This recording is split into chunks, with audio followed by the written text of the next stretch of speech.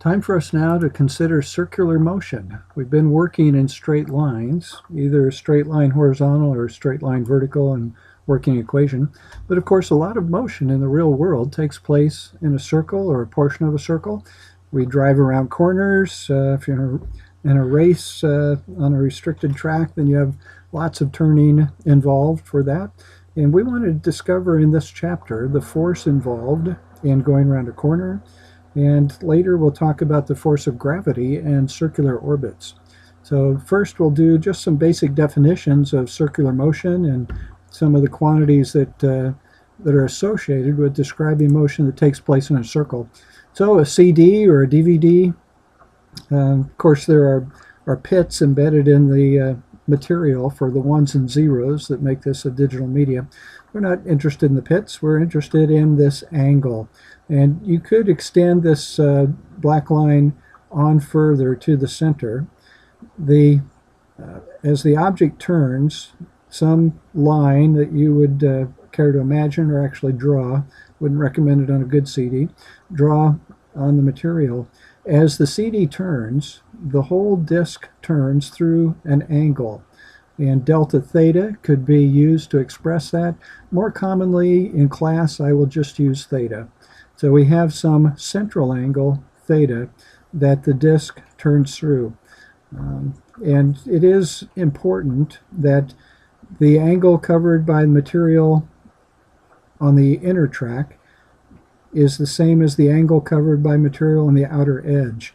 All points of this disk, they rotate as a solid, they go through the same angle. They go through the same angle. Their velocities are going to be different. We'll talk about that later. Well, mathematics has a central angle formula. A central angle formula. And again, I'll just use theta here commonly for this central angle. The circle has a radius of r, and I will just use s for the arc length. This is a true statement that the central angle theta is equal to the arc length s divided by the radius r. Now, something that's crucial here, when you do this division, you need to have the same units for s and r. So if the arc length is in centimeters, the radius must be in centimeters. When we divide these two, or the centimeters would cancel, of course, and we insert the unit radian for the result. We insert radian. So if I would have, let's say, 3 centimeters of arc length and 1.5 centimeters for the radius. 3 centimeters for the arc length, 1.5 centimeters for the radius. We divide that. That would be 2 radians. 2 radians. And that's actually a pretty considerable angle here. You may or may not remember or have never heard the definition of a radian. If s is equal to r, if the arc length is equal to the radius of the circle, what would we have for this division? Let's say we have 1.5 centimeters for s and 1.5 centimeters for r. Then we divide to 1, and we have 1 radian. The definition of the radian is this situation where the radius and the arc length are the same. So that's a radian. A radian roughly is 57 degrees, so it's a fairly substantial angle.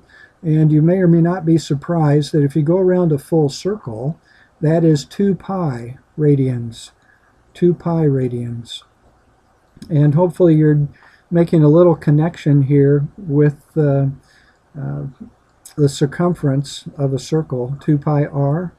Circumference, if the s is the full circle, the circumference, and if our central angle is 2 pi, and we have a radius of r, 2 pi times r are equal to the circumference, equal to s.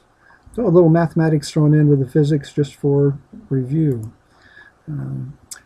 Take a look at the circle here, and we have 2 objects, object 1 and object 2. They're different distances from the center. Different distances from the center.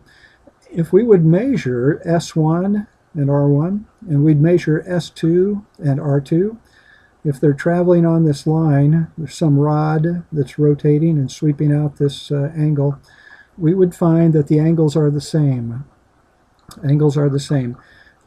is S2 equal to S1? No, this is a longer path. It's a longer path out here. The angle is equal, the radius is different, and the arc length is different. But the ratio of arc length to radius, if these objects are on the same line from the start over to this ending line, then they will travel through the same angle. They'll have the same theta.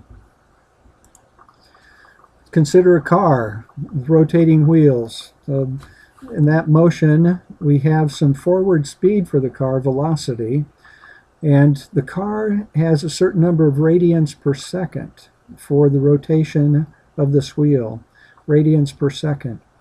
And this is an allowed kind of conversion then between omega, the angular speed, radians per second of the wheel, and the meters per second, the velocity of the car. And what we need to complete this is the radius of the wheel in meters. So if we take the meters number for the radius of the wheel, and we multiply by the radians per second for the turning of the wheel, we can calculate the velocity in meters per second. Meters times radians per second becomes meters per second. We just drop the radian unit as we do this calculation. Another example here of a record with a couple of flies on the record. Hope that doesn't happen to you. And antique little demonstration here of a record. I won't get into how they're constructed and used, but we have a fly here on the circle, and actually at the start, at the end, has the velocity changed for this fly? If the record is moving at a constant omega, constant radians per second, will the velocity change as the fly rides along from the starting location to this ending location?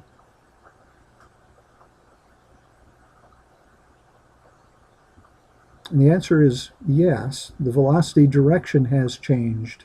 The speed is constant, some number of meters per second, but velocity includes direction. So there has been a change in the velocity. And a change in the velocity ought to alert you to something that will be important here as we move into the next unit. But first, a few comments on the reading guide that my students are looking at. If you take a look back at the equations here, at this central angle equals S over R, if I'd rearrange this, as we will often do, if I multiply both sides by R, then I could say that S equals R times theta. It's required that you use radians for theta. It is not optional. You must use radians for theta. And it won't do you any good to put your calculator into radian mode. We're not going to take the trig functions of this angle. But when we do the calculations, if I tell you the central angle is 30 degrees and the radius is 3 centimeters, and I ask you to calculate S, you must stop and do a side calculation. 30 degrees here is not a radian measure, so I have to do a conversion. And the way I would convert is I take 30 degrees times 2 pi and divide by 360 degrees. That's the conversion factor to switch us to radians. So 30 degrees multiplied by 2 pi divided by 360 degrees. There are 2 pi radians in one full circle. There's 360 degrees in one full circle. So the conversion factor to switch from degrees to radian, multiplied by 2 pi divided by 360. Perhaps you see an opportunity for a little shortcut. I said 2 pi divided by 360. Is that equivalent to pi divided by 180? Is 2 pi divided by 360 the same as pi divided by 180? You can try it on your calculator, and you'll find that yes, they are the same. So use the easier one. 30 degrees times pi divided by 180 will convert this degree measure into radian measure. So be careful to do that, if you are given degrees, convert them to radians before you use this formula. Or if if we come back to our car here, if somebody tells you that it's 180 degrees per second, and you want to calculate the velocity, this omega must be in radians per second. So if you have 180 degrees per second, how many radians would that be? Go ahead and do that conversion. 180 radians per second. Sorry, 180 degrees per second. 180 degrees per second. How many radians per second would that be? Well, 180 degrees per second multiplied by pi over 180 degrees. That would be pi radians per second. So check that out. Ask in class. 180 degrees per second is the same as pi radians per second. So you will have to convert angles often as we work through this material. So not much left in this video. Let's go a little further here. Back to this record. The velocity has changed. What does that imply regarding our motion parameters? Position, velocity, acceleration, force, etc. The velocity has changed direction. Is there acceleration here? The speed is constant. Yes, there is an acceleration. The velocity has changed. And we have what's called a centripetal acceleration towards the center of the circle. I won't go too much farther with this, but a diagram here that might convince you of the direction of the centripetal acceleration. So we have an object here at point B. It's moving in the circle.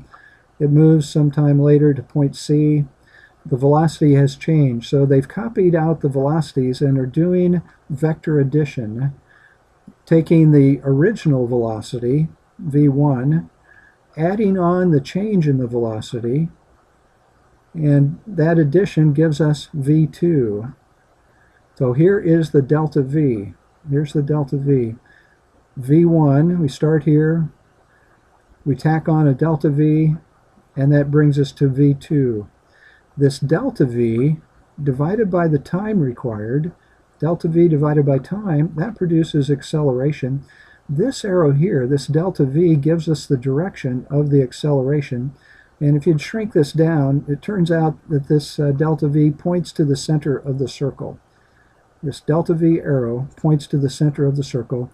We have a centripetal acceleration, an acceleration directed towards the center. So that's where we're going to be stopping here. So I'm going to end our video. Keep reading.